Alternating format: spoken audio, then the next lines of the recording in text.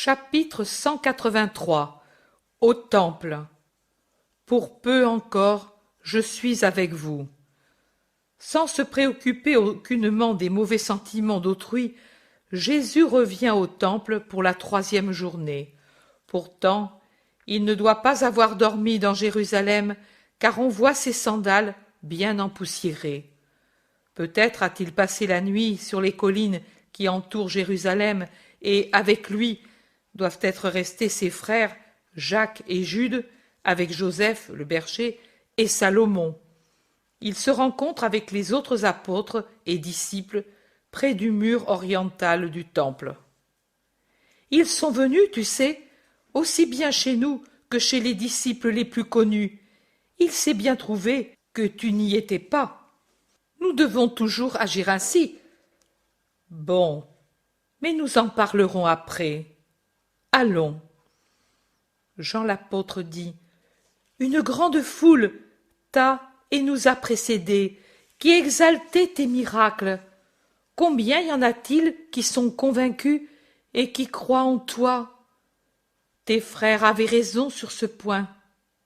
Ils sont allés te chercher jusque chez Analia, tu sais. Daniel le berger dit: Et au palais de Jeanne, mais ils n'ont trouvé que Chouza, et d'une humeur, il les a chassés comme des chiens, en disant que dans sa maison il ne voulait pas d'espions, et qu'il en avait assez d'eux. Jonatas, qui est avec le maître, nous l'a dit. Tu sais, les scribes voulaient disperser ceux qui t'attendaient en les persuadant que tu n'es pas le Christ. Mais eux ont répliqué: Ce n'est pas le Christ, et qui voulez-vous alors qu'il soit? Est-ce qu'un autre homme pourra jamais faire les miracles qu'il fait, lui? Est-ce que par hasard ils les ont faits, ceux qui se disaient le Christ? Non, non, il pourra se lever 100 et 1000 imposteurs, soudoyés par vous, et prétendant être le Christ, mais aucun qui puisse venir ne fera jamais plus de miracles comme ceux que lui fait, et aussi nombreux que ceux qu'il fait. Et comme les scribes et les pharisiens soutenaient que tu les fais parce que tu es un Belzébuth, eux ont répliqué: Oh, alors, vous devriez en faire de fracassants, car certes que vous êtes des Belzébuth. Si on vous compare aux saints, raconte Pierre, et il rit, et tous se mettent à rire en rappelant la réplique de la foule et le scandale des scribes et des pharisiens qui s'en étaient allés indignés. Ils sont désormais à l'intérieur du temple et se trouvent vite entourés par une foule encore plus nombreuse que les jours précédents. « Paix à toi, Seigneur, paix, paix !» crient les Israélites. « Salut, maître !» disent les gentils pour le saluer. « Que la paix et la lumière viennent à vous !» répond Jésus en un unique salut. « Nous craignons qu'il t'ait pris, ou que tu ne venais pas par prudence et par dégoût, et nous nous serions dispersés pour te chercher partout, disent plusieurs. Jésus a un pâle sourire et il demande: Alors, vous ne voulez pas me perdre? Et si nous te perdons, maître, qui nous donnera les instructions et les grâces que tu nous donnes? Mes instructions resteront en vous, et vous les comprendrez encore davantage quand je m'en serai allé. Et mon absence de parmi les hommes n'empêchera pas les grâces de descendre sur ceux qui prieront avec foi. Ô maître, mais tu veux vraiment t'en aller? Dis où tu vas, et nous te suivrons. Nous avons tant besoin de toi. Le maître le dit pour voir si nous l'aimons, mais où voulez-vous qu'aille le rabbi d'Israël, sinon en Israël, ici? En vérité, je vous dis que c'est pour peu encore que je suis avec vous, et je vais vers ceux auxquels le Père m'a envoyé. Ensuite, vous me chercherez, et vous ne me trouverez pas. Et où je suis, vous ne pourrez pas venir. Mais maintenant, laissez-moi aller. Aujourd'hui, je ne vais pas parler ici à l'intérieur. J'ai des pauvres qui m'attendent autre part et qui ne peuvent venir parce qu'ils sont très malades. Après la prière, j'irai chez eux. » Et avec l'aide de ses disciples, il se ferait un chemin en allant vers la cour des Israélites. Ceux qui restent se regardent entre eux. Où donc va-t-il aller? Chez son ami Lazare, certainement. Il est si malade. Moi je disais où il ira, pas aujourd'hui, mais quand il nous quittera pour toujours. N'avez-vous pas entendu qu'il a dit que nous ne pourrons pas le trouver?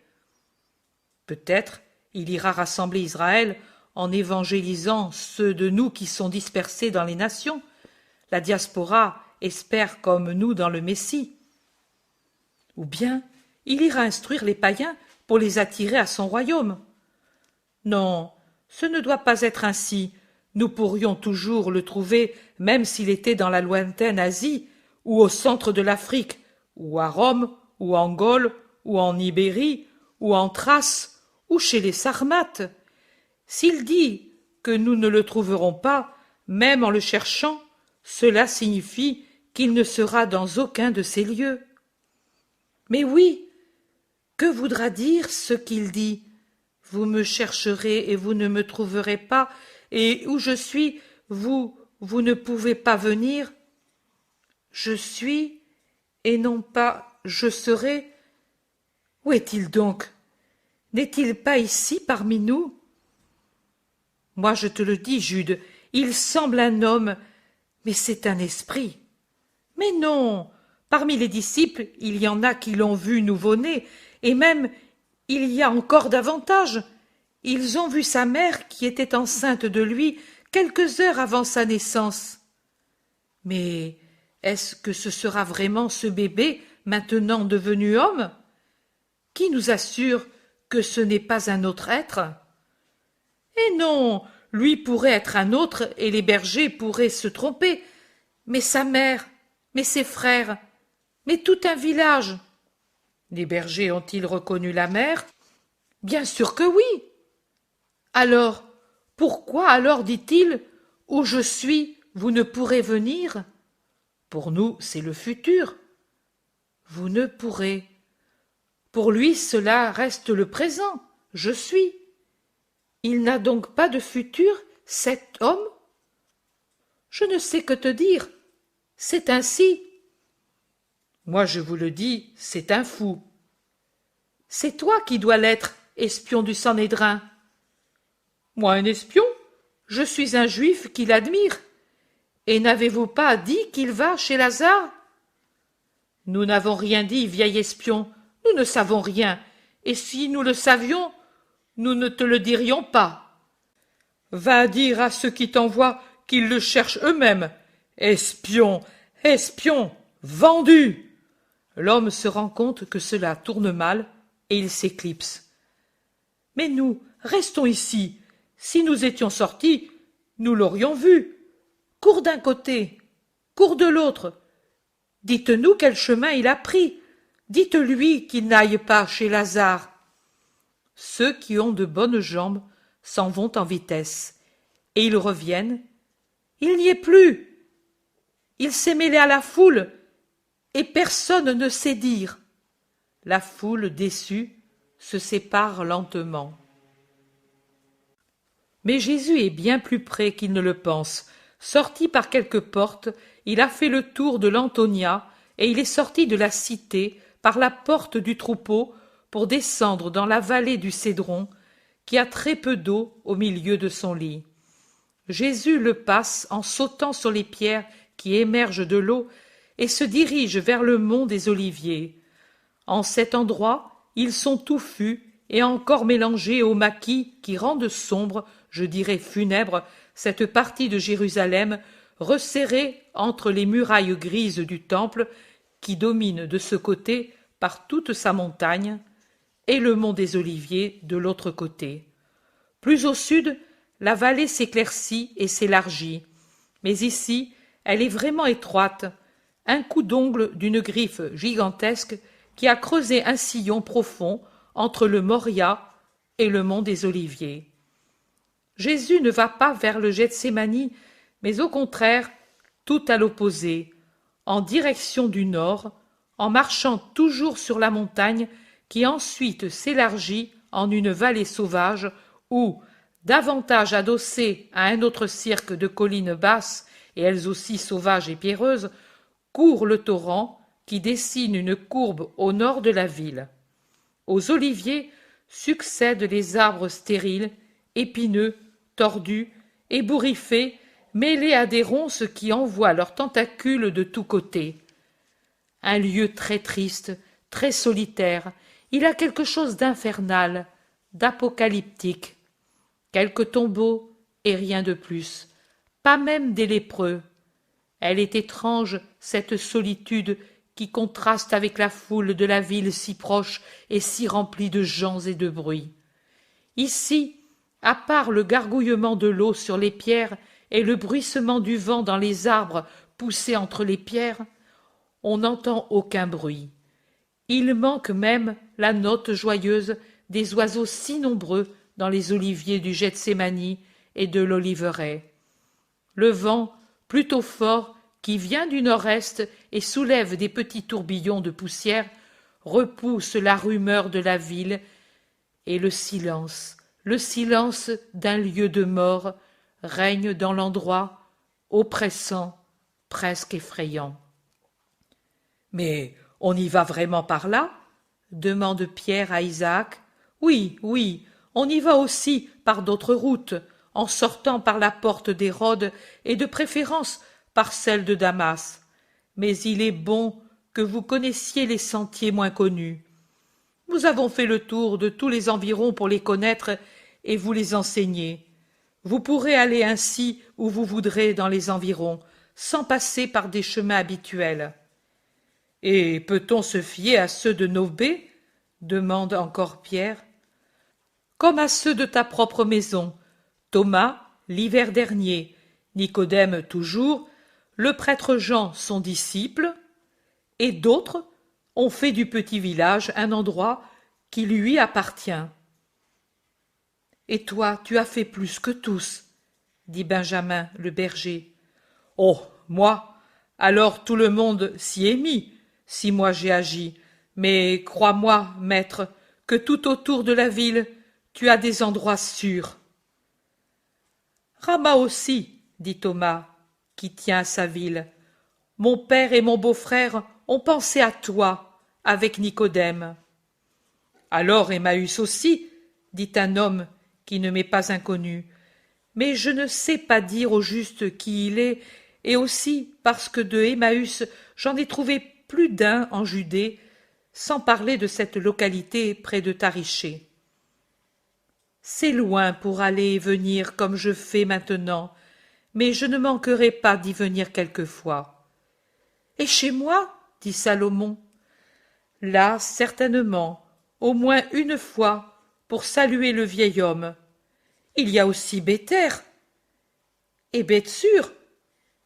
Je n'irai pas chez les femmes disciples, mais quand ce sera nécessaire, je les ferai venir. Étienne dit. J'ai un ami sincère près de Enregel. Sa maison t'est ouverte, et personne de ceux qui te haïssent ne pensera que tu es si près d'eux. Le jardinier des jardins du roi peut te donner l'hospitalité. Il est intime avec Manahan, qui lui a obtenu cette place, et puis tu l'as guéri un jour. Moi, je ne le connais pas. Mathias le berger dit. Il était à Pâques parmi les pauvres que tu as guéris chez Chouza. Un coup de faux souillé de fumier lui faisait pourrir la jambe, et son premier maître l'avait renvoyé pour ce motif. Il mendiait pour ses enfants, et tu l'as guéri. Manahan l'a placé au jardin, lui ayant obtenu la place dans un bon moment de l'Antipas. Maintenant, cet homme fait tout ce que Manahan lui dit. Et pour toi ensuite. Je n'ai jamais vu Manahan avec vous, dit Jésus en fixant longuement Mathias, qui change de couleur et se trouble. Viens en avant avec moi. Le disciple le suit. Parle. Seigneur, Manaon s'est trompé, et il souffre beaucoup, comme Timon et quelque autre encore. Ils n'ont pas de paix, car ils ne vont pas croire que j'ai de la haine pour eux. Oh non, mais ils ont peur de tes paroles et de ton visage. Oh, quelle erreur! C'est justement parce qu'ils se sont trompés qu'ils doivent venir au remède. Sais-tu où ils sont? Oui, maître. Alors, va les trouver et dis-leur que je les attends à Nobé. Mathias s'en va sans perdre de temps. Le sentier de la montagne s'élève, donnant de Jérusalem une vue complète quand on la voit du nord. Jésus, avec les siens, lui tourne le dos en allant précisément dans la direction opposée à la ville. Chapitre 184. À Nobé, miracle sur le vent. C'est un village groupé, assez bien tenu. Les habitants sont dans les maisons, car il y a beaucoup de vent. Mais quand les disciples viennent avertir que Jésus est là, voilà que toutes les femmes, les enfants et les vieux que l'âge a retenus au village se groupent autour de Jésus qui s'est arrêté sur la petite place principale. Le village, étant sur une hauteur, a de l'air et de la lumière même dans une journée couverte, et de là l'œil découvre Jérusalem au sud et Rama au nord. Je dis Rama car ce nom est écrit sur une borne avec l'indication des 1000. Les gens sont très remués. Être devenus ceux qui donnent l'hospitalité au Seigneur est pour eux une chose si nouvelle et si émouvante. Un vieillard, un vrai patriarche, le dit au nom de tous, et les femmes acquiescent de la tête. Habitués à être écrasés par l'orgueil des prêtres et des pharisiens, ils sont craintifs. Mais Jésus les met tout de suite à l'aise en prenant dans ses bras une fillette qui fait ses premiers pas, en caressant le vieillard et en disant « Vous ne m'aviez pas encore vu ?» De loin, passés sur la route, quelques hommes au temple, mais pour nous, si proches de la ville, c'est encore plus difficile d'avoir ce que les autres ont en venant de loin, dit le vieillard. C'est toujours ainsi, père. Ce qui semble faciliter les choses les rend difficiles, parce que tous s'appuient sur la pensée que c'est facile. Mais maintenant, nous allons nous connaître. Rentre chez toi, père. L'automne fait souffler ses vents, et ils ne sont pas favorables au patriarche. Oh, je suis resté seul. Le jour est sans valeur pour moi. Sa fille s'est mariée loin d'ici, et sa femme est morte aux Ansénies, explique une femme. Jean, tu ne dois pas parler ainsi aujourd'hui que tu as le rabbi avec toi. Tu l'as tant désiré, lui dit une petite vieille. C'est vrai, mais tu es le Messie, n'est-ce pas? Oui, père. Et alors, que puis-je désirer de plus, maintenant que je l'ai vu, et que j'ai vu accomplie la promesse faite à Abraham? Un vieillard, c'était lui alors le vieillard, chanta un jour au temple. J'y étais, car ce jour-là, Malia se purifiait de son unique enfantement, et j'étais près d'elle. Et avant nous avait accompli le rite une qui était un peu plus qu'enfant. Un vieillard, donc, chanta en baisant le bébé de cette toute jeune femme, et il dit « Maintenant, laisse, ô Seigneur, ton serviteur s'en aller en paix, puisque mes yeux ont vu le Sauveur. » Ce nouveau-né, c'était toi, alors. Oh, pour moi, quel bonheur! Alors, j'ai prié le Seigneur en disant « Fais que moi aussi, je puisse mourir après l'avoir connu. » Maintenant je te connais, tu es ici, la main de mon Seigneur est posée sur ma tête, sa voix m'a parlé, l'Éternel m'a exaucé. Et que dirais-je, sinon les paroles du vieux Siméon instruit et juste? je l'ai dit, laisse, ô Seigneur, ton serviteur s'en aller en paix, puisque mes yeux ont connu ton Christ. Tu ne veux pas attendre de voir son règne? Dit une femme. Non, Marie, les fêtes ne sont pas pour les vieux, et moi, je ne crois pas ce que disent la plupart des gens. Je me rappelle les paroles de Siméon. Il a annoncé une épée dans le cœur de cette jeune femme, car le monde n'aimera pas tout entier le Sauveur. Il a dit que la ruine ou la résurrection viendra pour beaucoup par lui. Et il y a Isaïe, et il y a David. Non, je préfère mourir et attendre sa grâce de là-bas, et de là-bas son règne. Père, tu vois plus clair que les jeunes. Mon royaume, c'est celui des cieux. Mais pour toi, ma venue n'est pas ruine, car tu sais croire en moi. Allons chez toi, je reste avec toi. Et, conduit par le vieillard, il va à une maisonnette blanche dans une petite rue au milieu des jardins qui se sont dépouillés de leurs feuilles arrachées par le vent. Et il y entre avec Pierre, les deux fils d'Alphée et Jean. Les autres se dispersent dans les autres maisons. Pour revenir après un moment, s'entasser dans la maisonnette, le jardin, la terrasse, sur le toit, jusqu'à monter sur le muret en pierre sèche qui sépare de la route un côté du jardin, sur un noyer puissant et sur un pommier robuste, sans se soucier du vent qui ne fait que grandir et soulève la poussière. Ils veulent entendre Jésus. Et Jésus hésite un moment, puis il commence à parler en se tenant sur le seuil de la cuisine, de façon que la voix se répande à l'intérieur et à l'extérieur de la maison.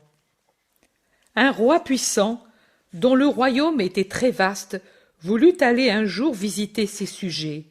Il habitait dans un palais élevé, d'où, par ses serviteurs et ses messagers, il envoyait ses ordres et faisait parvenir ses bienfaits à ses sujets, qui ainsi connaissaient son existence, l'amour qu'il avait pour eux, ses projets, mais ne le connaissaient pas personnellement, ne connaissaient pas sa voix et son langage. En un mot, ils savaient qu'il existait et qu'il était leur Seigneur, mais rien de plus.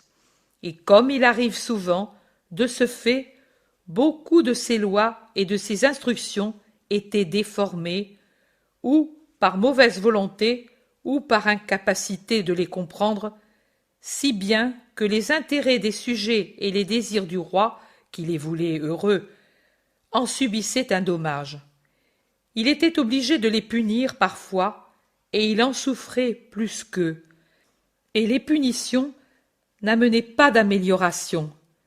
Il dit alors: « J'irai, je leur parlerai directement, je me ferai connaître, ils m'aimeront, me suivront mieux et deviendront heureux. » Et il quitta sa demeure élevée pour venir parmi son peuple. Ce fut un grand étonnement qu'occasionna sa venue. Le peuple s'émut, s'agita, les uns avec joie, d'autres avec terreur, certains avec colère, d'autres avec défiance, d'autres avec haine. Le roi, patient, sans jamais se lasser, se mit à approcher aussi bien ceux qu'il aimait que ceux qui le craignaient, que ceux qui le haïssaient. Il se mit à expliquer sa loi, à écouter ses sujets, à leur donner ses bienfaits, à les supporter. Et plusieurs finirent par l'aimer, par ne plus le fuir parce qu'il était trop grand. Quelques-uns, peu nombreux, cessèrent même de se défier et de haïr. C'étaient les meilleurs, mais beaucoup restèrent ce qu'ils étaient, ne possédant pas en eux la bonne volonté.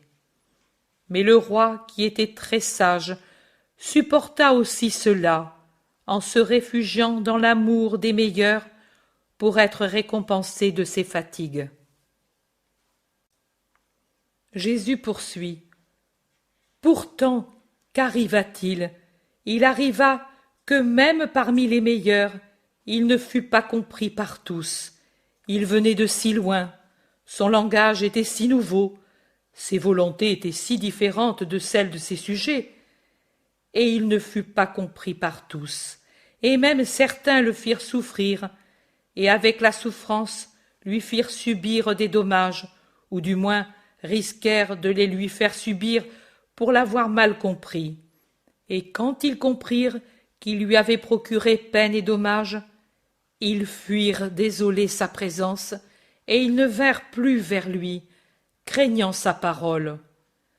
Mais le roi avait lu dans leur cœur, et chaque jour il les appelait par son amour, priait l'Éternel de lui accorder de les retrouver pour leur dire « Pourquoi me craignez-vous ? C'est vrai, votre incompréhension m'a fait souffrir, mais je l'ai vu sans malice, le fruit seulement de votre incapacité de comprendre mon langage si différent du vôtre. Ce qui m'afflige, c'est votre crainte. Cela me dit que non seulement vous ne m'avez pas compris comme roi, mais pas même comme ami. Pourquoi ne venez-vous pas? Mais revenez donc.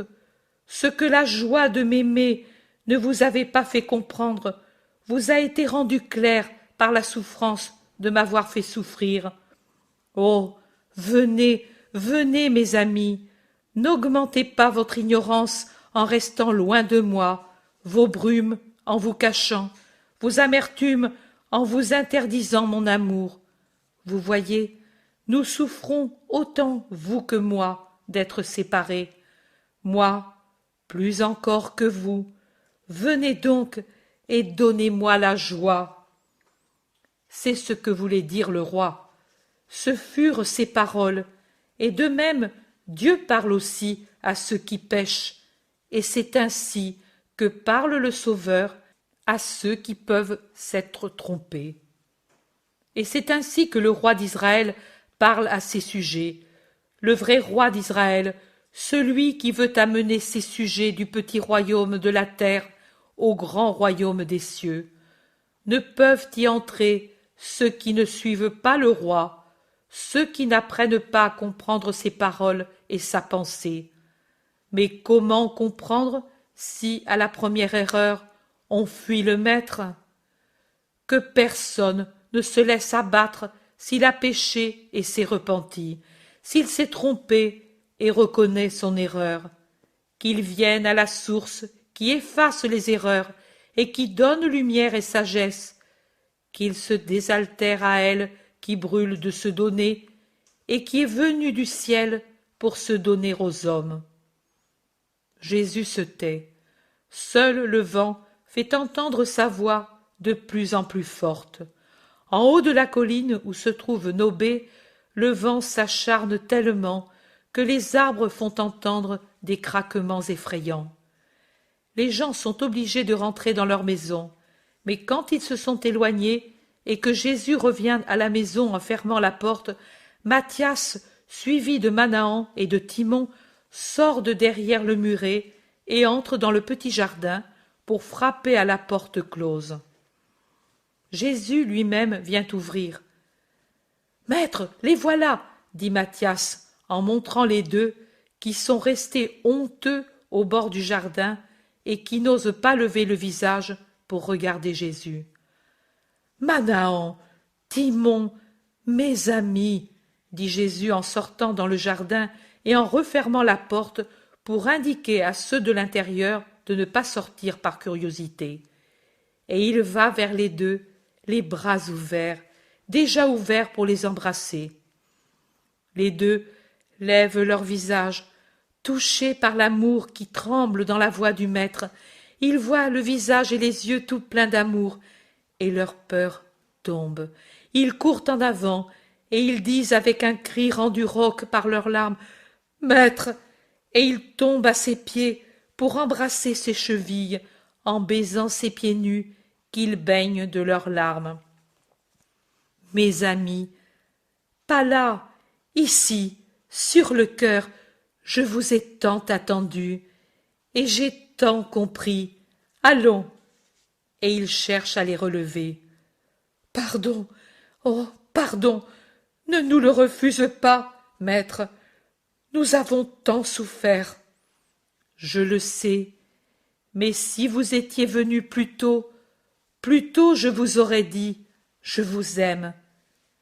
Tu nous aimes, maître, comme avant, dit le premier. Timon, en levant un visage interrogateur. Plus qu'avant, car maintenant vous êtes guéri de toute humanité dans votre amour pour moi. C'est vrai, ô mon maître. Et Manahan bondit debout et ne résiste plus.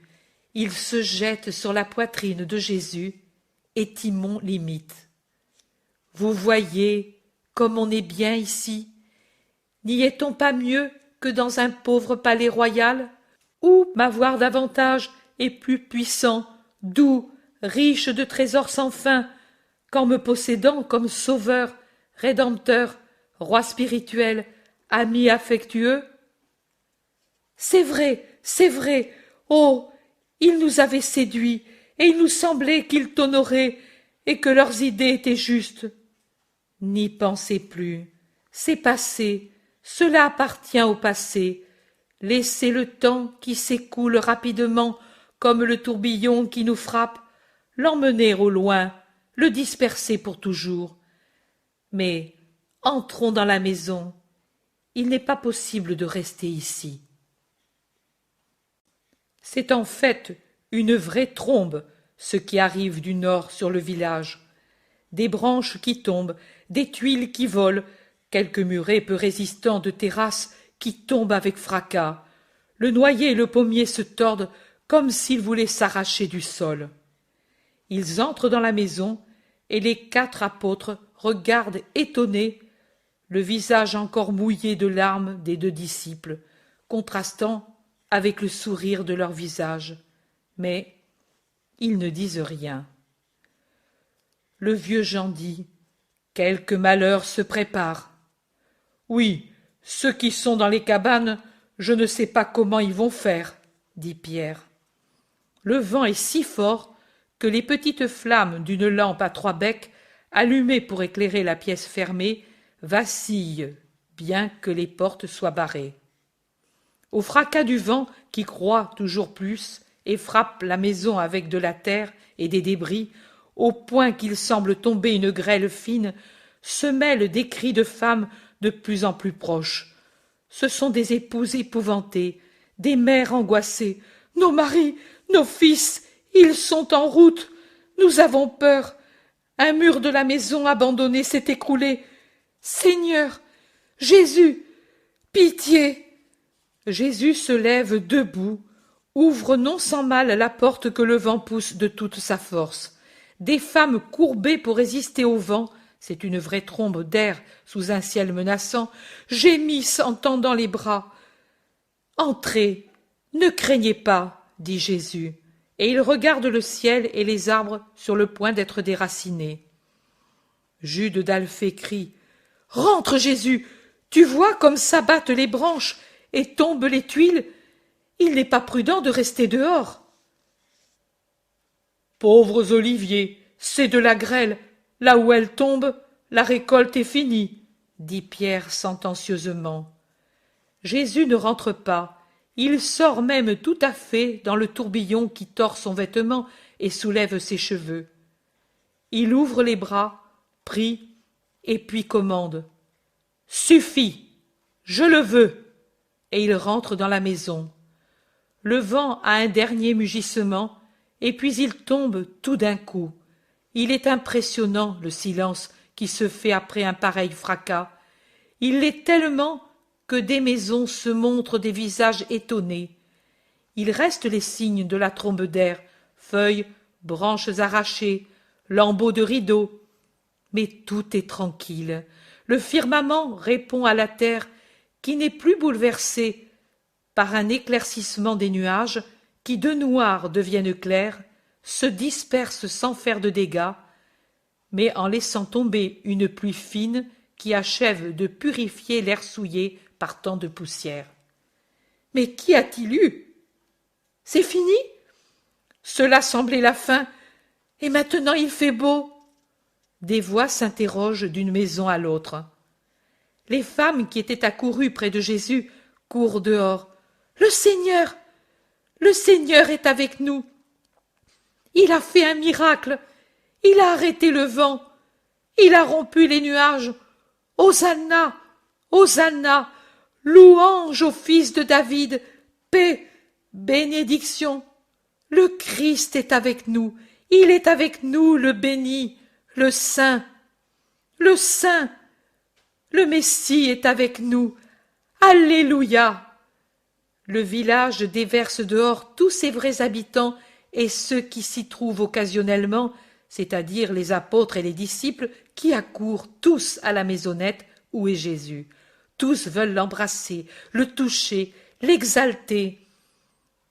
Louez le Seigneur Très-Haut, c'est lui le maître des vents et de l'eau. S'il a écouté son Fils, cela a été pour récompenser la foi et l'amour que vous avez eus pour lui. Et il voudrait les congédier. Mais qui peut calmer un village, en fait, agité par un miracle évident, surtout si c'est un village rempli de femmes? Les efforts de Jésus sont vains.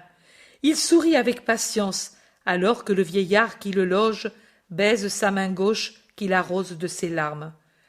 Voici les premiers hommes, essoufflés, apeurés, qui reviennent de Jérusalem. Ils craignent je ne sais quel malheur. Ils voient le peuple en fête. Qu'y a-t-il? Qu'y a-t-il eu? Mais vous n'avez pas eu la tempête? De la montagne on voyait la ville disparaître sous des nuages de poussière. Nous croyions qu'elle s'était écroulée. Et ici, tout est sauf. Le Seigneur, il est venu à temps pour nous sauver de la ruine. Seule est tombée la maison maudite, et quelques tuiles et quelques branches.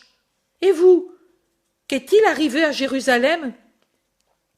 Les questions et les réponses se croisent, mais les hommes se fraient un passage pour aller vénérer le Sauveur.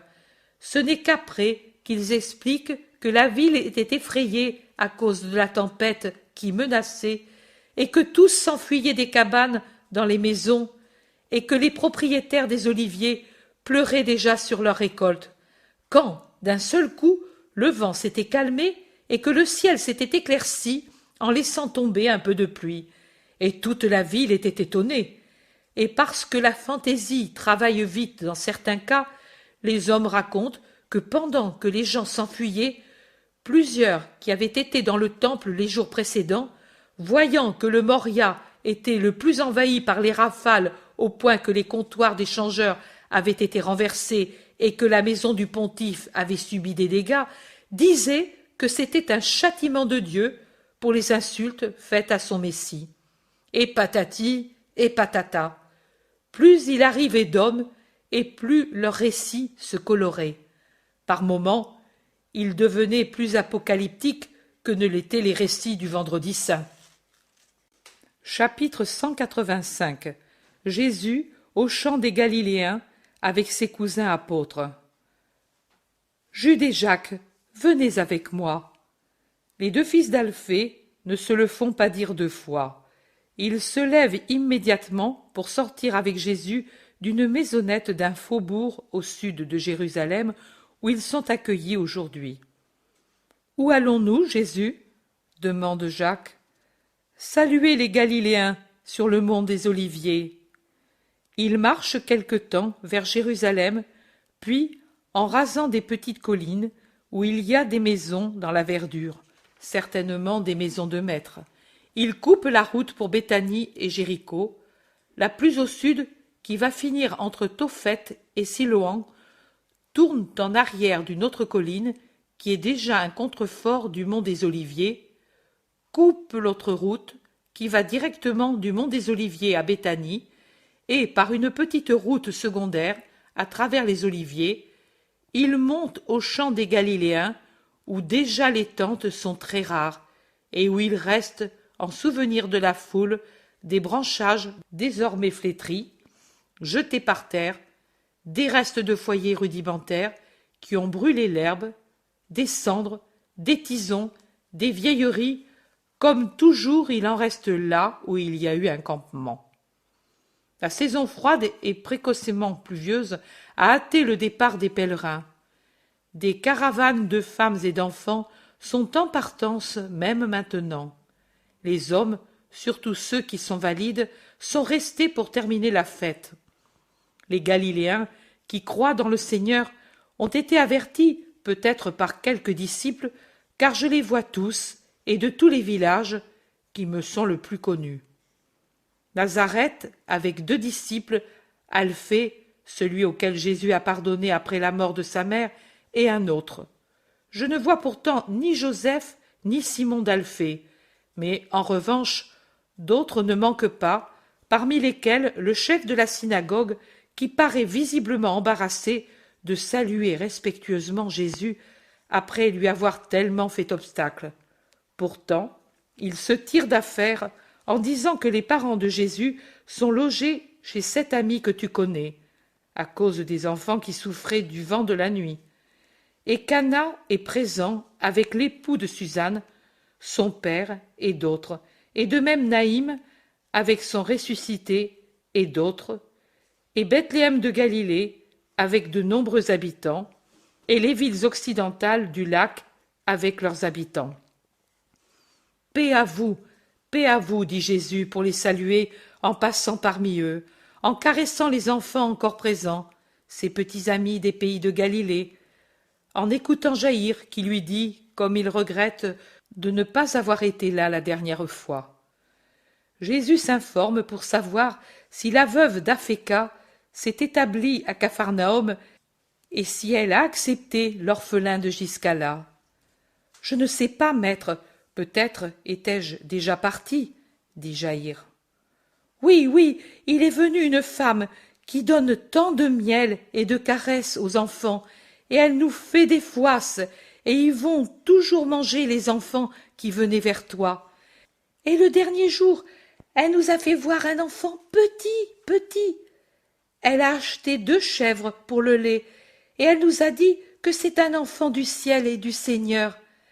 Elle n'est pas venue à la fête comme elle le voulait, car elle ne pouvait pas amener avec elle un enfant si petit.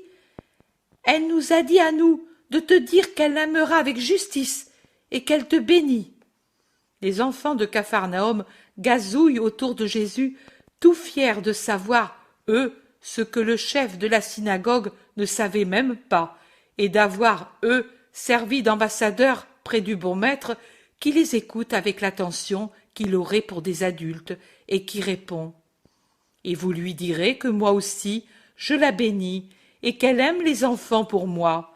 Et vous, aimez-la bien, n'abusez pas de sa bonté, ne l'aimez pas seulement pour le miel et les fouasses, mais parce qu'elle est bonne au point d'avoir compris que celui qui aime un enfant en mon nom me rend heureux. Et imitez-la tous, les petits comme les grands, en pensant toujours que celui qui accueille un enfant en mon nom a sa place marquée dans le ciel.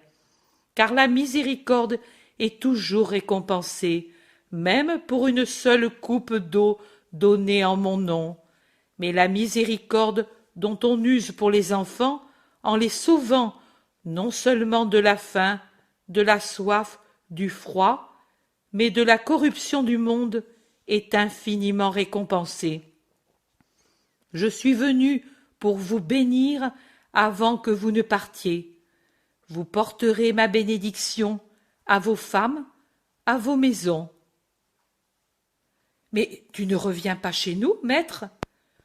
Je reviendrai, mais pas maintenant, après la Pâque. Oh, si tu tardes tant, certainement tu oublieras ta promesse. Ne craignez pas, le soleil pourra cesser de briller avant que Jésus oublie ceux qui espèrent en lui. Le temps sera bien long et triste si nous sommes malades, si nous avons des peines, si la mort descend dans nos maisons. Qui nous aidera, disent plusieurs de différents endroits. Dieu, il est avec vous si vous restez en moi par votre volonté. Et nous, depuis peu, croyons en toi, nous l'avouons. Nous n'aurons pas de réconfort alors, et pourtant, maintenant, depuis que nous t'avons vu faire des miracles et entendu parler dans le temple, oh, nous te croyons. Et j'en ai une grande joie, car de voir mes concitoyens sur le chemin du salut, c'est mon désir le plus ardent. Tu nous aimes tant, mais pendant si longtemps nous t'avons offensé, et nous nous sommes moqués de toi. C'est le passé, il n'existe plus. Soyez fidèles à l'avenir, et en vérité, je vous dis que sur la terre comme au ciel, votre passé est effacé. Tu restes avec nous.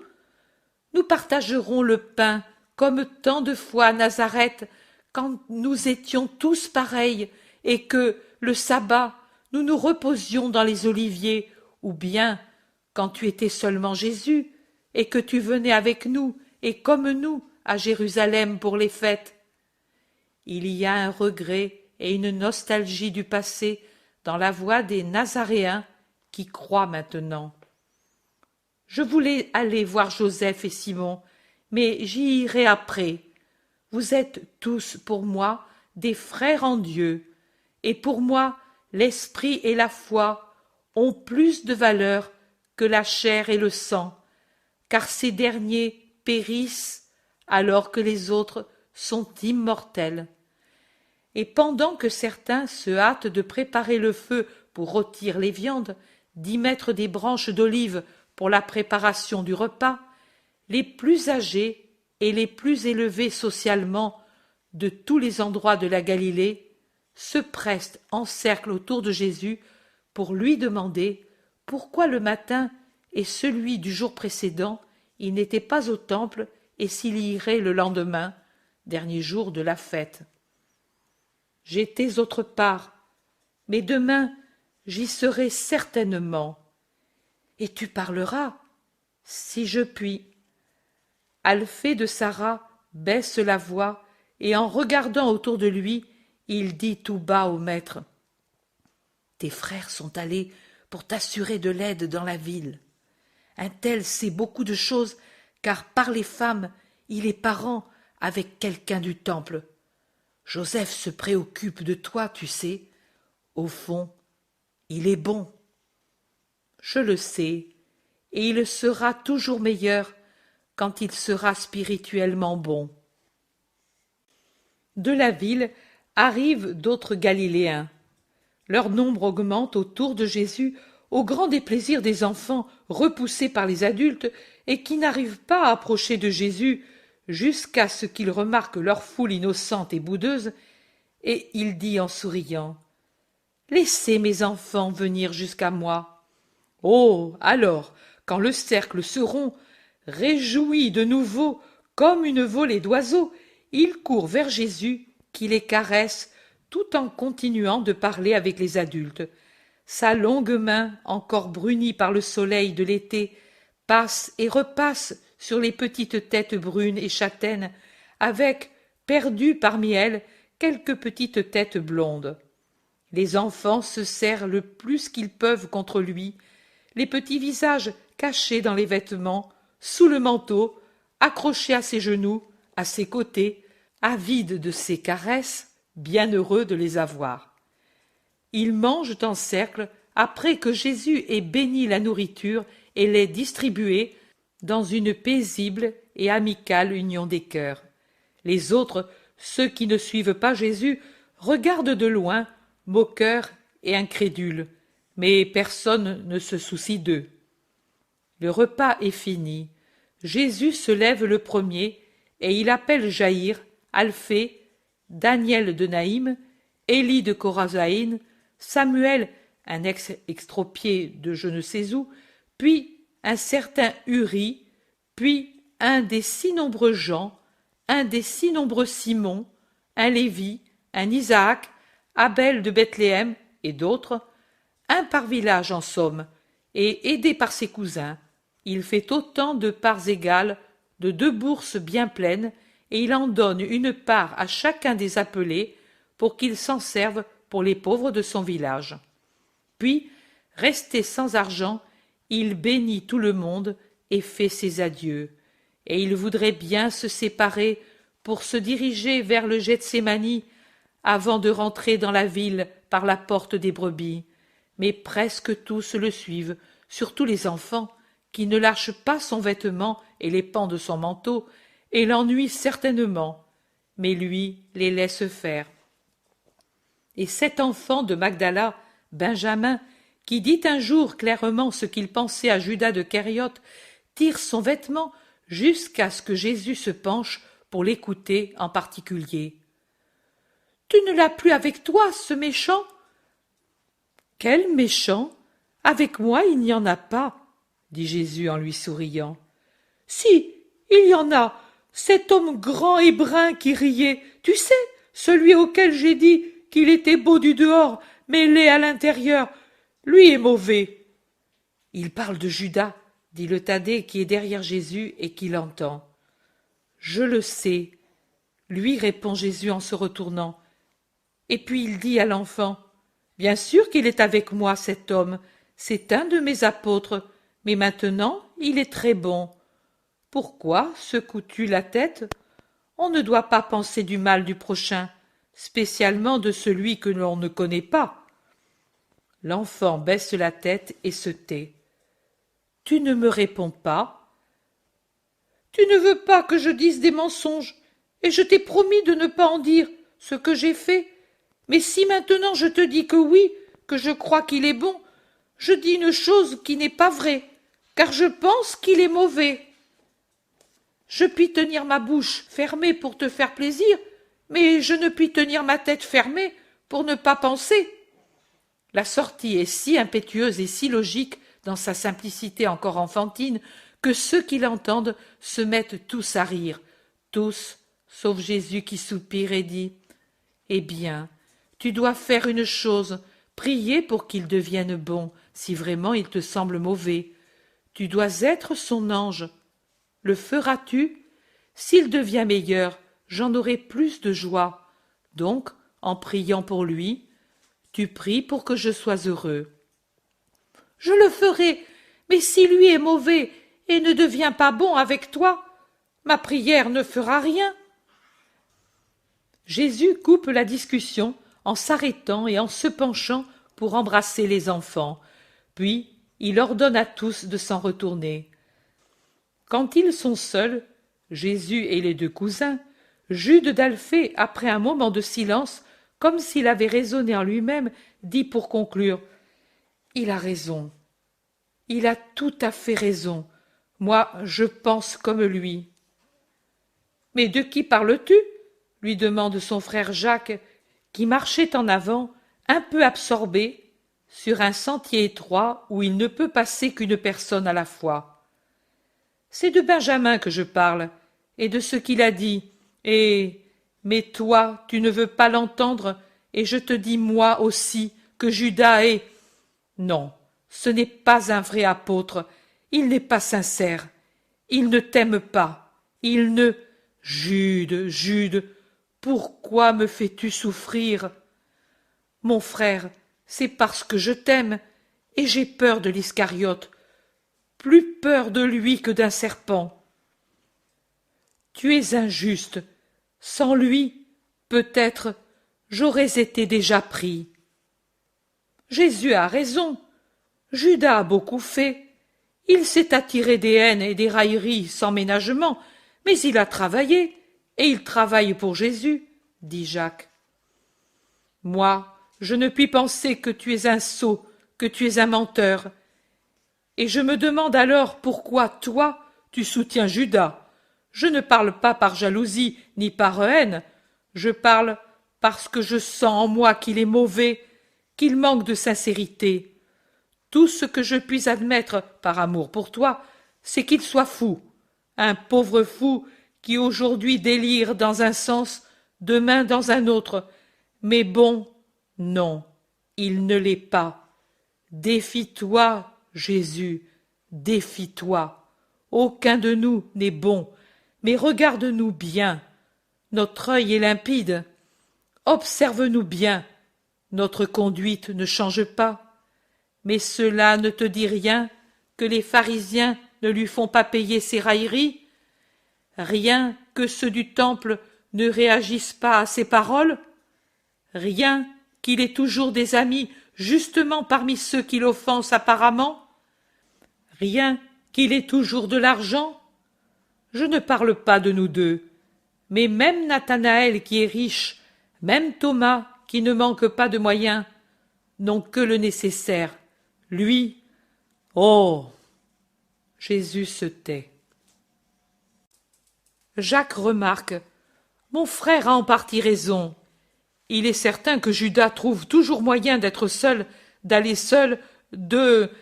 Mais je ne veux pas murmurer et juger. Tu sais... Oui, je sais, et c'est pour cela que je dis que je ne veux pas de jugement. Quand vous serez dans le monde pour me remplacer, vous approcherez des créatures bien plus étranges que Judas. Quels apôtres serez-vous si vous les laissez de côté parce qu'ils sont étranges? C'est justement parce qu'ils le sont que vous devrez les aimer d'un patient amour pour en faire des agneaux du Seigneur. Maintenant, allons chez Joseph et Simon.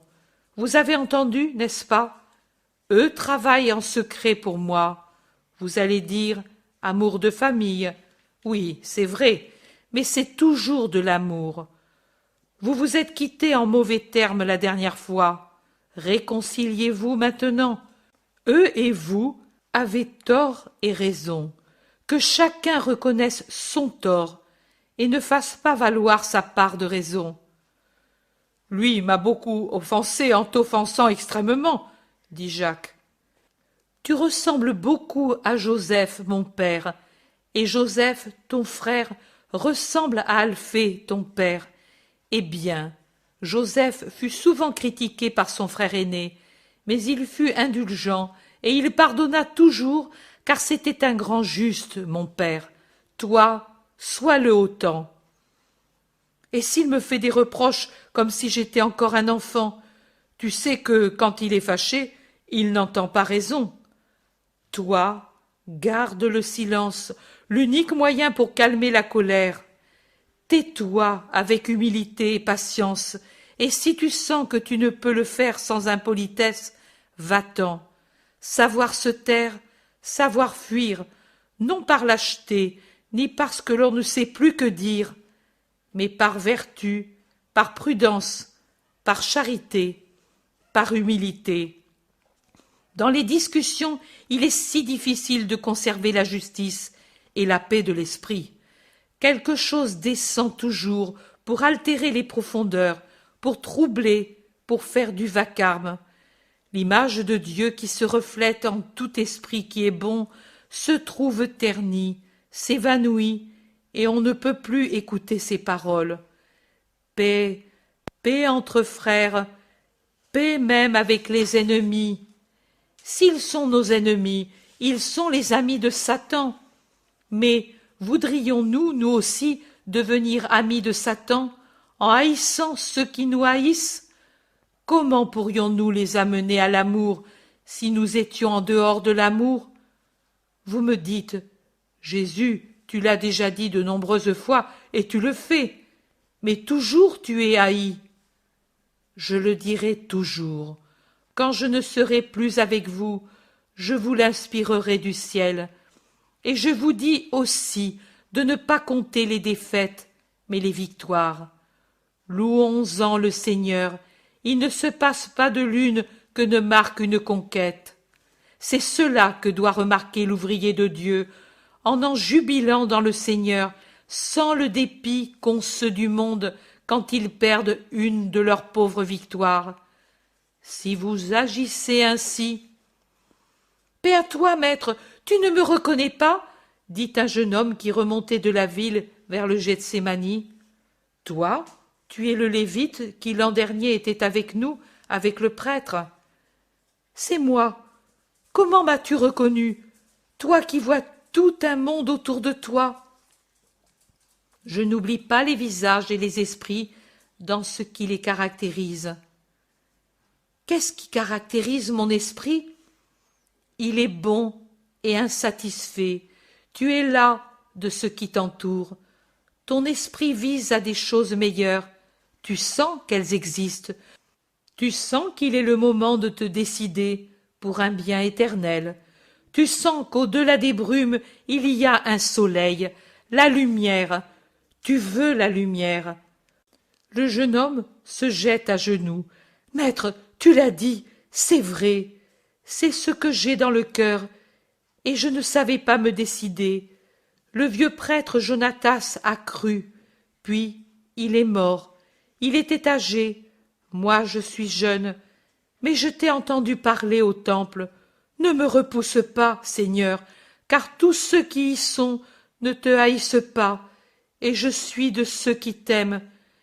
Dis-moi ce que je dois faire comme Lévite. Ton devoir, jusqu'au temps nouveau, réfléchir, car tu ne vas pas vers la gloire terrestre en venant à moi, mais vers la souffrance. Si tu persévères, tu auras la gloire au ciel. Instruis-toi dans ma doctrine. Affermis-toi en elle. Avec quoi? Le ciel lui-même t'affermira par ses signes. Réaffermis-toi avec l'aide de mes disciples et apprends et pratique de plus en plus ce que j'ai enseigné. Fais cela et tu auras la vie éternelle. Je le ferai, Seigneur, mais puis-je encore servir au temple? Je te l'ai dit, jusqu'au temps nouveau. Bénis-moi, Maître, ce sera ma nouvelle consécration. Jésus le bénit et l'embrasse. Ils se séparent. Vous voyez, c'est cela la vie des ouvriers du Seigneur. Il y a 1 an que dans ce cœur est tombée la semence, et cela ne parut pas une victoire, car il ne vint pas de suite à nous. Après 1 an, voilà qu'il vient pour confirmer mes paroles de tout à l'heure. Une victoire. Et n'embellit-elle pas la journée pour nous? Tu as raison, mon Jésus, mais fais attention à Judas. Je suis sot de le dire, je le sais, tu sais, mais dans mon cœur j'ai ce tourment, et je n'en parle pas aux autres, mais il y est, et je suis certain qu'ils l'ont, eux aussi. Jésus ne réplique pas. Il dit: Je suis content que Joseph et Nicodème m'aient donné cet argent. Ainsi, je puis envoyer une aide à mes petits pauvres de Galilée. Ils sont arrivés à la porte et ils entrent dans la ville en se perdant dans la foule.